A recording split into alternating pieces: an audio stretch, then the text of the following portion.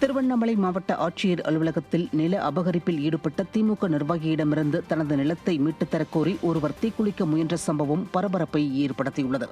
சமுத்திரம் பகுதியைச் சேர்ந்த சலாம் என்பவரின் பரம்பரை சொத்தான 1 ஏக்கர் 64.25 சென்ட் நிலத்தை திமுக நிர்வாகி சாதிக் பாட்ஷா என்பவர் போலி ஆவணங்கள் மூலம் அபகரித்துள்ளார். இது தொடர்பாக மாவட்ட காவல் கண்காணிப்பாளரிடம் புகார் அளித்தும் எந்த நடவடிக்கையும் எடுக்காத நிலையில் மாவட்ட ஆட்சியரிடம் புகார் அளிக்க குடும்பத்தினருடன் வந்த சலாம் தீக்குளிக்க முயன்றார். திமுக எப்போதெல்லாம் ஆட்சிக்கு வருகிறதோ அப்போதெல்லாம் நில அபகரிப்பு சம்பவங்கள் அதிகரித்துள்ளதாக பொதுமக்கள் கருத்து தெரிவிக்கின்றனர். சொத்து வாங்கியிருக்கிறது MKS, அவங்க கிட்ட வாங்கினா அவங்க பாகத்தை எடுத்துக்கட்டும். அப்துல் ரஹ்மான் சாஹிப் பாகத்துக்கு வர்றதுக்கு அதிகாரமே இந்த சாதிக் பாஷாவுக்கு இல்லைங்கிறது தான் எங்களுடைய கோரிக்கை. அது சம்பந்தமா மாவட்ட ஆட்சியர்கிட்ட மாவட்ட காவல் கண்காணிப்பு புகார் மனு கொடுத்துருக்கிறோம். கொடுத்து விசாரணை போயிட்டு இருக்குது.